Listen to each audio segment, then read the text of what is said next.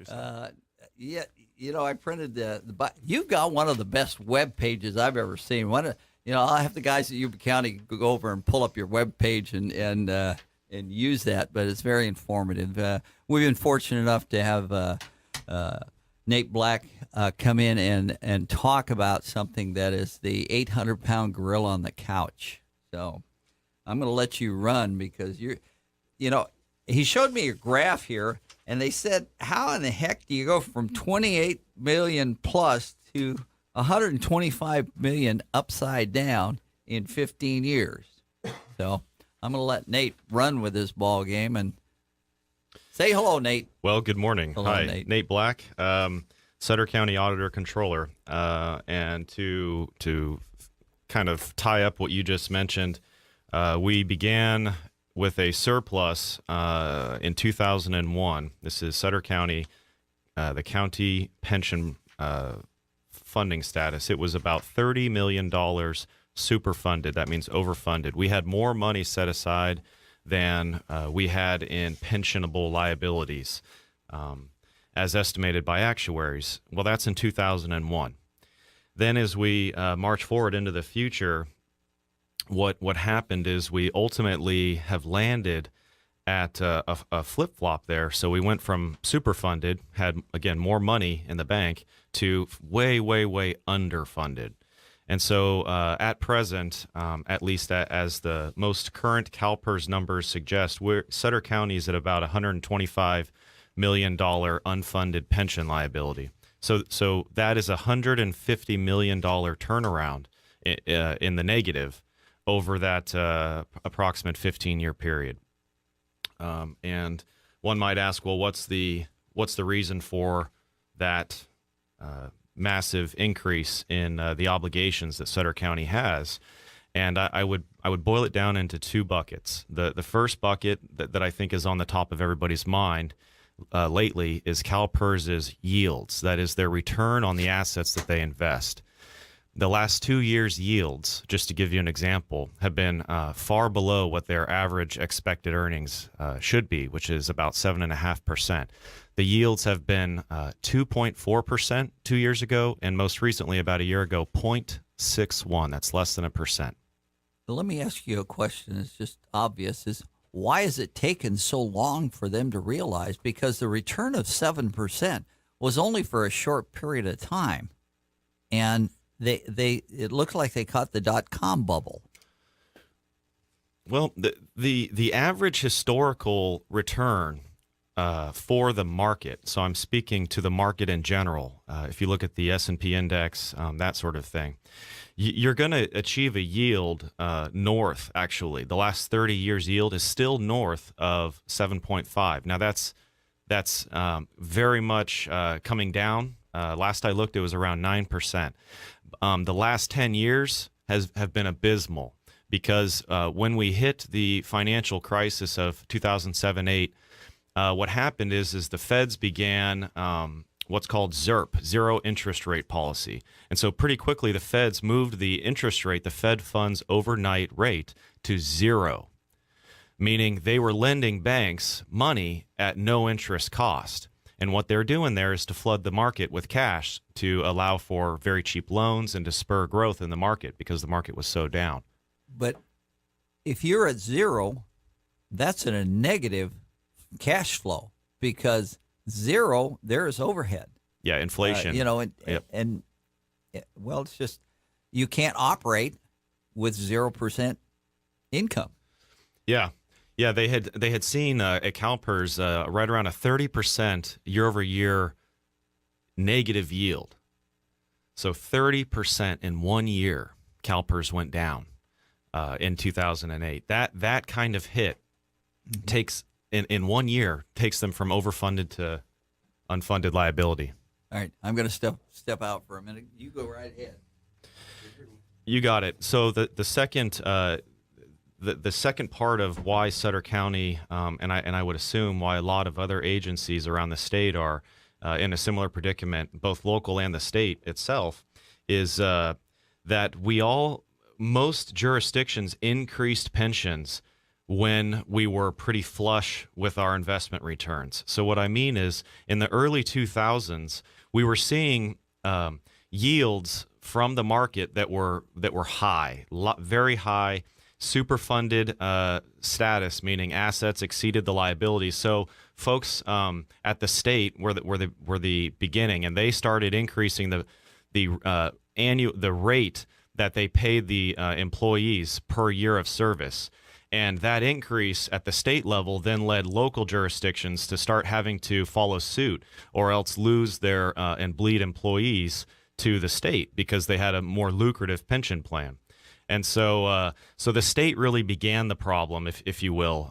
It may not have been a problem at that time, but it has led to the problem of today. Other counties and cities followed suit. Sutter County in 2004 increased their pension rates pretty substantially, about 33 to 35%. And the biggest problem, and one that I'd like to dive into, one that I just think is very glaring, is the biggest problem with what Sutter County did in 2004.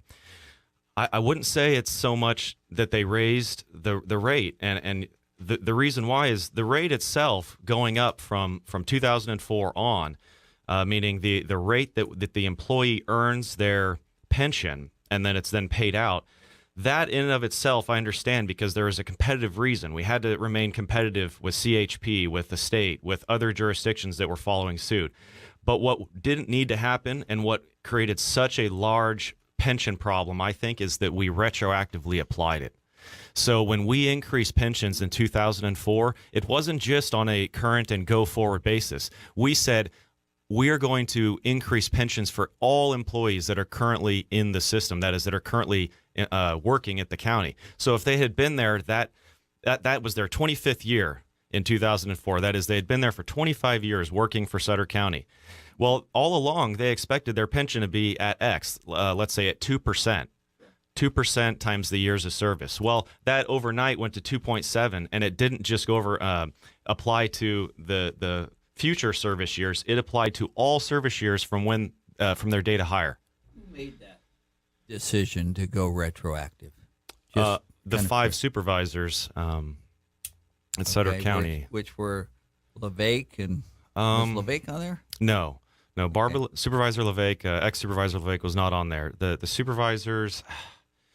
Munger, Supervisor Munger, Montna. Yes, I think Mr. Larry Montna, Supervisor Whitaker,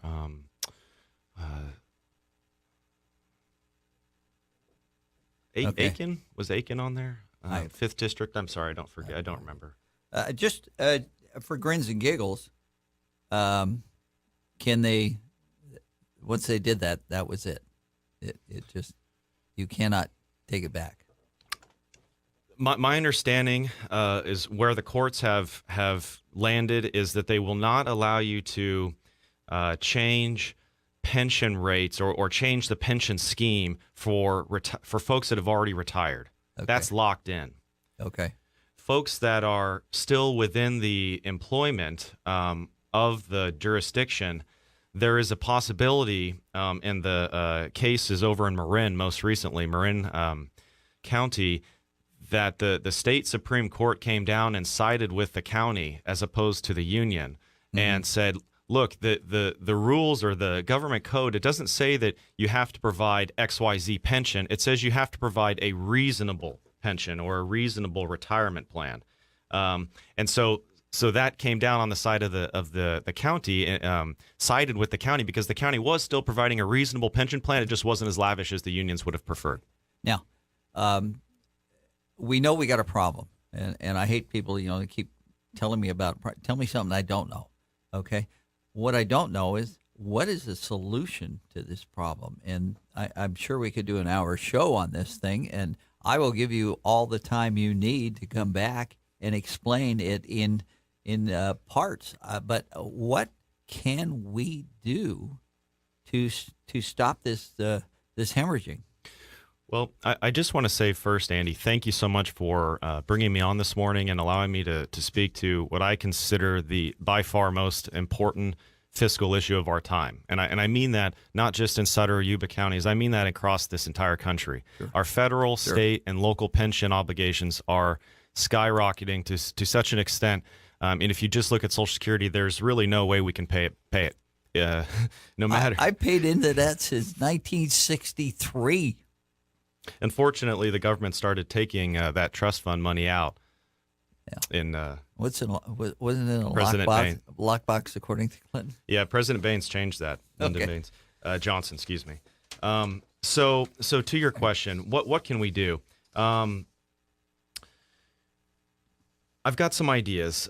First of all, the most radical idea, and one that San Diego did, city of, about 5 years ago, was become a closed plan. Now, what that means from CalPERS' perspective is we stop providing the pension plan to new hires that come into the county. The folks that still that currently work at the county or the city, those folks still will be entitled to receive their pension. But new entrants, once again, they will not. And so that is a way to kind of stop the bleeding. Mm-hmm. So you no longer provide it, and you, I would say, what I would recommend is you would move those new hires onto a plan that puts the risk on them, the burden on them. That is a 401k, as opposed to the burden being put on the taxpayers. Earlier in your program today, somebody had mentioned that we want the risk that those assets are going to attain the yield that they need for that person to retire at that level. We want that risk on the person, not on the taxpayers. Yes, right. So going to a closed plan. Now, the issue with that, and I got to say it before I move on to any of the other ways to solve it, is when you close the plan with CalPERS at present, what it does is CalPERS, via the contract that the employer, that is the county, has with CalPERS, states that they are going to move the cash and investments that you currently have in their investment pool into a very conservative investment pool, which is primarily made up of bonds and other fixed income type assets.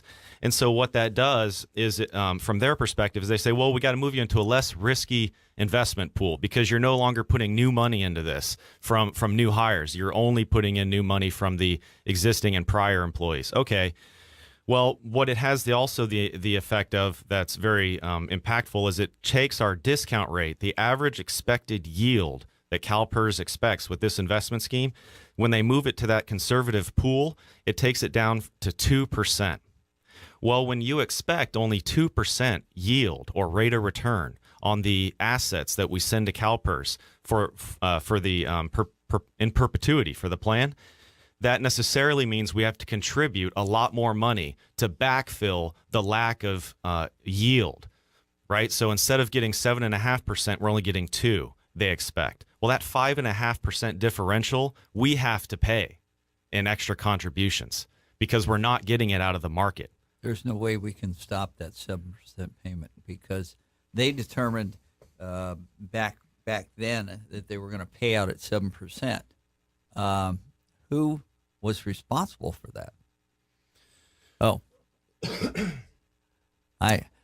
I'm going to tape my head to the microphone here so that we can. Okay, who decided that 7% was the return that they were going to get instead of something less? What genius came up with that idea?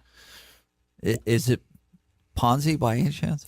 Well, it's a Ponzi scheme. But if you look back in history, the yield, the number 7.5% is not outrageous. It's only if you look at recent history that 7.5% is a little bit outrageous or seems to not pass the smell test. There was no safety valve in there.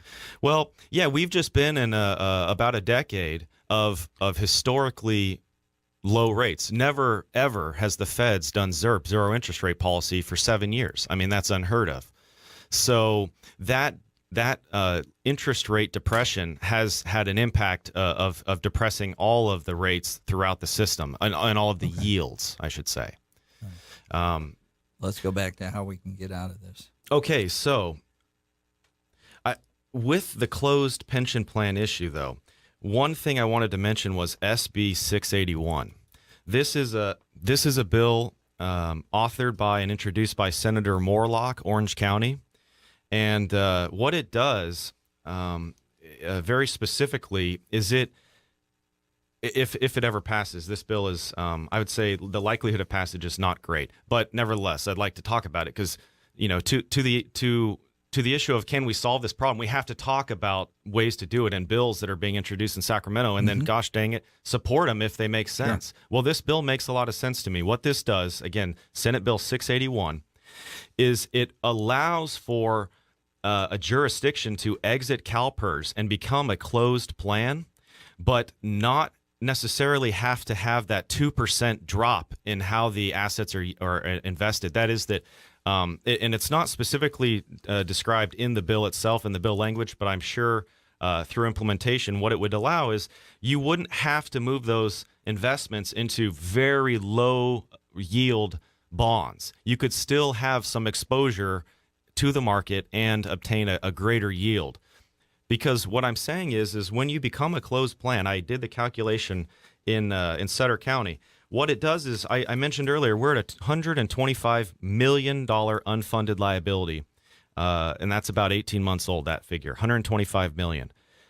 When and if we became a closed plan and all new hires went on to a 401k plan as opposed to CalPERS pension, it would quadruple our unfunded liability from about 125 million to about 570 million.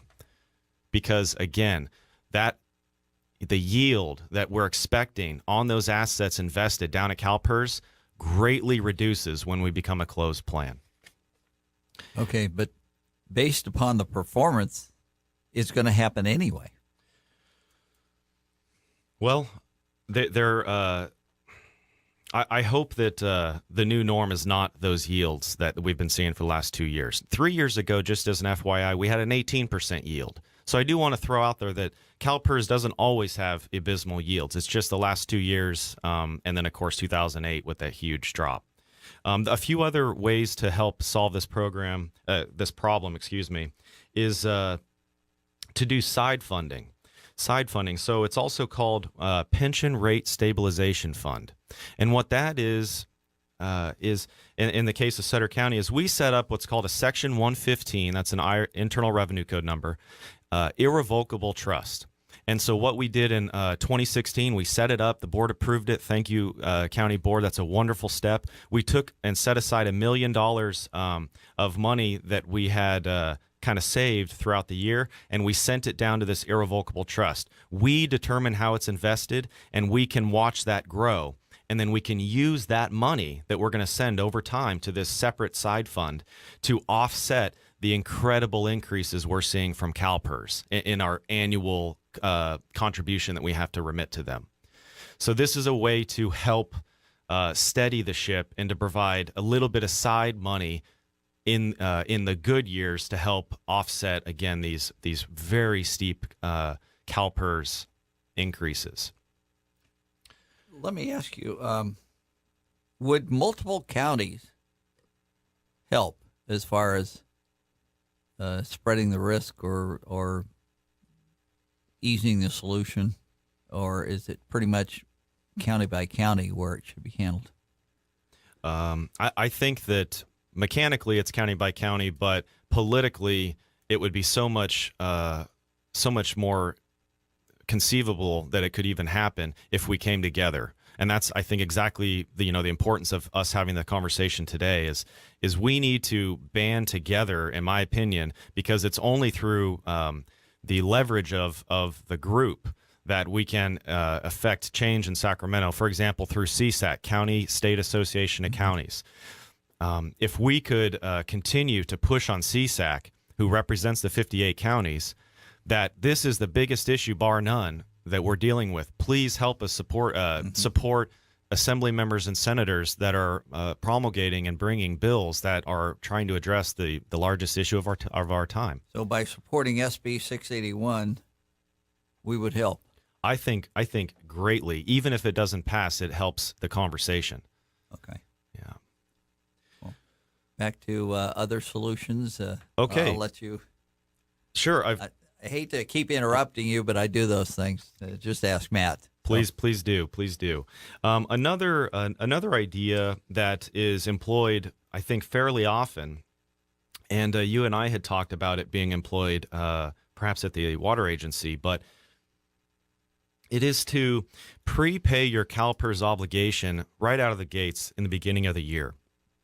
So if we send the money for, let's say, the year 2018 coming up, if we send the entire year of payment, so in Sutter County, that's about $15 million that we send to CalPERS over the whole year. If we send that right out of the gates in January of 2018, we will, in effect, save the interest charge that we otherwise would have incurred for that calendar year. So we prepay it in January.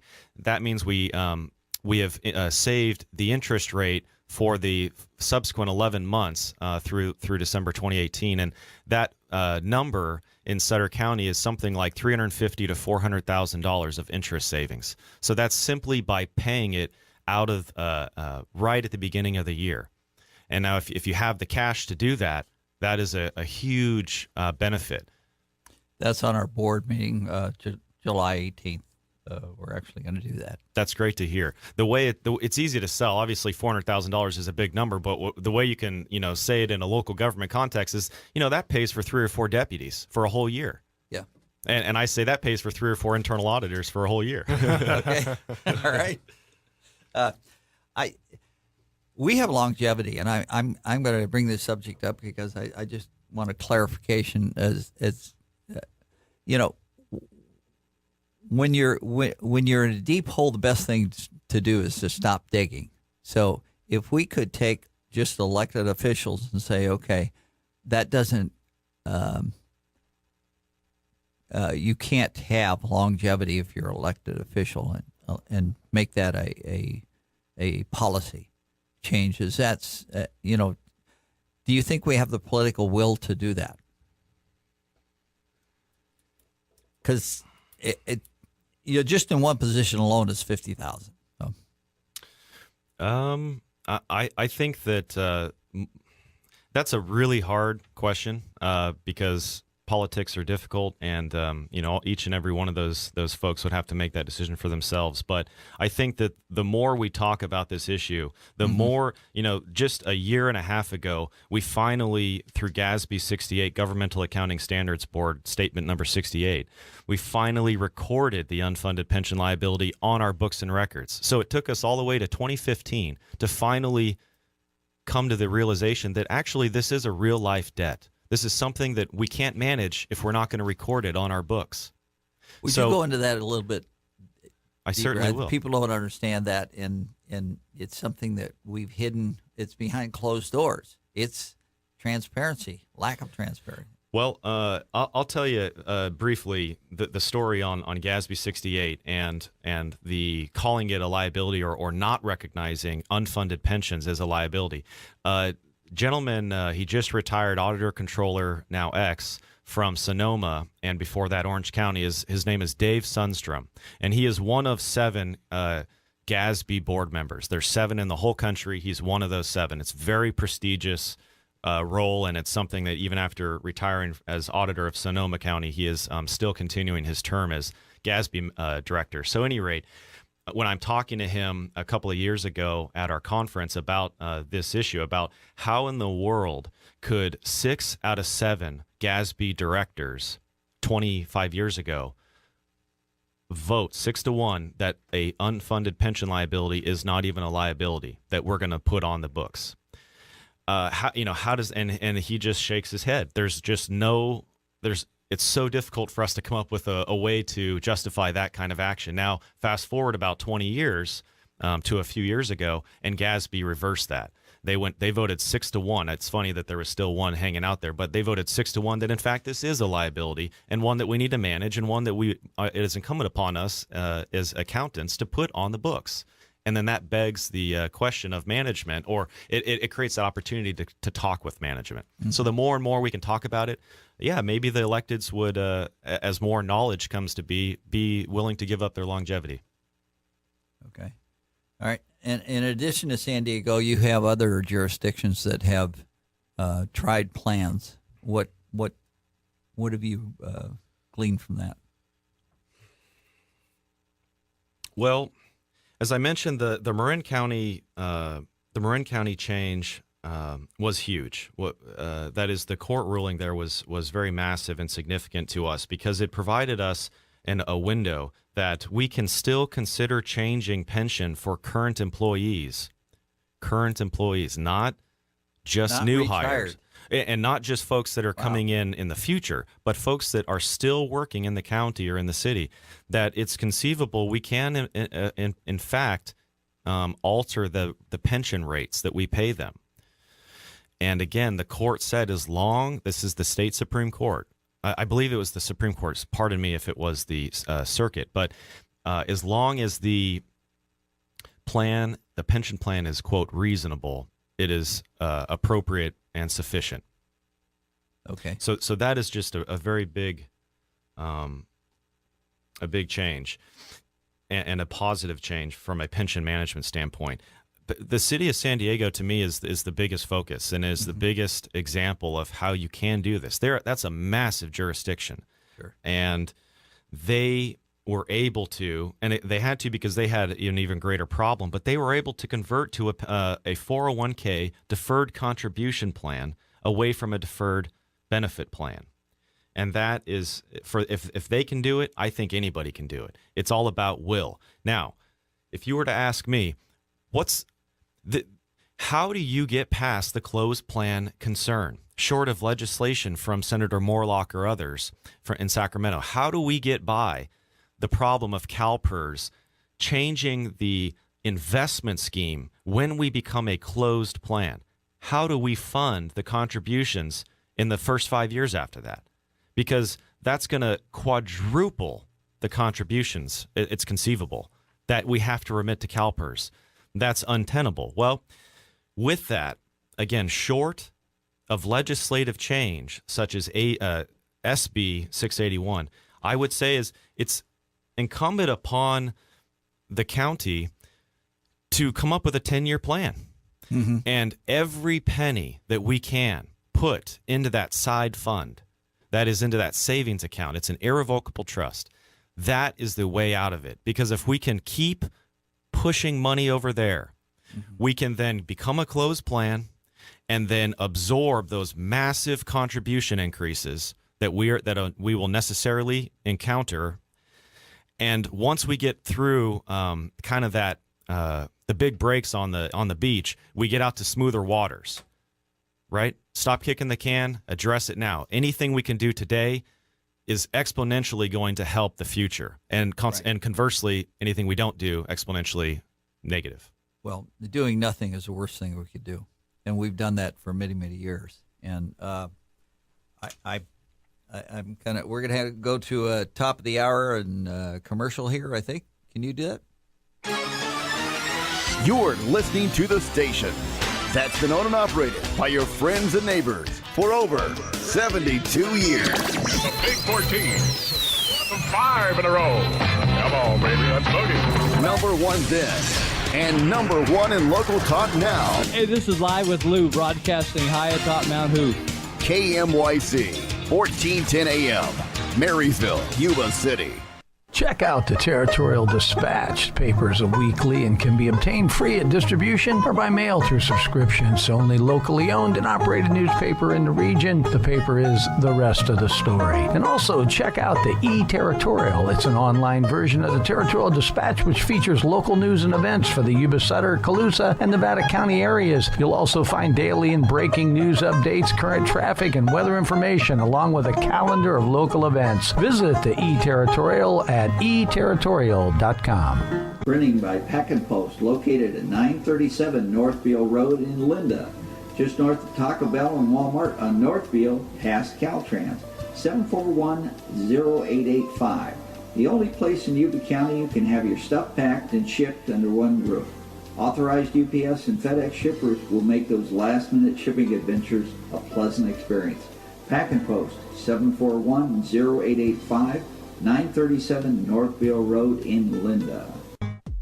Is your savings account earning any interest? Why not invest in physical silver and gold from your local coin shop in Yuba City?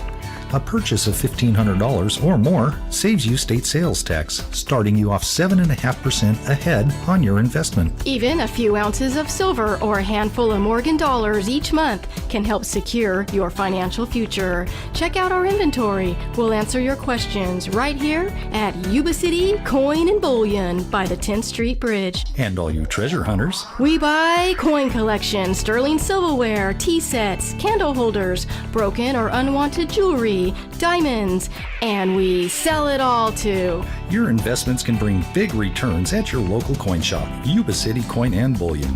438 Calusa Highway by the 10th Street Bridge. Friendly service, fair prices. Yuba City Coin and Bullion. 755 Coin. Tracy's Diner in Marysville, the bright new spot in Marysville. Tracy's Diner, serving your favorite homemade soups, fresh baked desserts, pies, cakes, cobblers, and the cutest restaurant to hit all of Yuba Sutter. Open 7 days a week, 6 a.m. to 3 p.m. 724 J Street, Marysville, next to the Yuba County Government Center. 530-923-2567. That's 724 J Street, Marysville, next to the Yuba County Government Center. 530-923-2567. Tracy's Diner in Marysville. Okay, this is Andy, KYC 1410, The Patriot, actually Trump Radio, 742-5555. If you'd like to call in, give us questions. We'll see if we can answer them. But Nate Black is here, and he's going through some solutions to the problems. And Matt had a question, and I'm going to go ahead and turn this over to Nate and Matt. And Matt, you want to ask that question now? Sure. You've been talking a lot about possible solutions to this issue, and I'm hearing a lot of different pros and cons of that. But what I'm seeing on this graph, I'm going to backtrack a little bit to the graph of Sutter County total unfunded pension liabilities, and I'm seeing quite a drop in liabilities between the years of 2009 and 2010, from 134 million to 81 million, it looks like. And I wanted to know kind of what happened between those 2 years that helped that along. Sure. There was a rebound in that time frame. So we had the great market crash, again, of 7-8. Most people call it 2008, but at any rate, and so when you have that huge drop, generally speaking, from a finance and whatnot theory standpoint, it can go nowhere but up. And so you're going to see some good yields generally after such precipitous drops in yields. So that's kind of what happened. Is it went, but to me, the more, not that's a great question, but even more interesting, I'm thinking, is if you look at 2000, just before the crash. So we were around 48 million. Mm-hmm. Then we shot up to 135 kind of overnight, and then back down to 81. So if you forget the drop year, just going from 48 to 81 over the 2-year period, 48 million to 81 million, even after some recovery, that's the drop. That's the real drop. Right. You know? So it doubled in a 2-year period, our unfunded pension. Okay. Does that make sense? Yeah. All right. You had Loyalton? You asked me what other kind of jurisdictions are having issues and or successes dealing with this. One that is a major issue, not a success, is the city of Loyalton. Loyalton is an incredibly small city, very small jurisdiction, only, I think, tens of employees in the entire plan. Well, what happened is the city of Loyalton was having pretty significant cash pressure and was unable to. Unfortunately, we're running out of time. We got 1 minute. Okay, wrap it right up. Yep. So they were unable to make their contribution amounts in full. So what CalPERS did over time is they have cut the benefit payments to the employees. So and these are employees that are retired.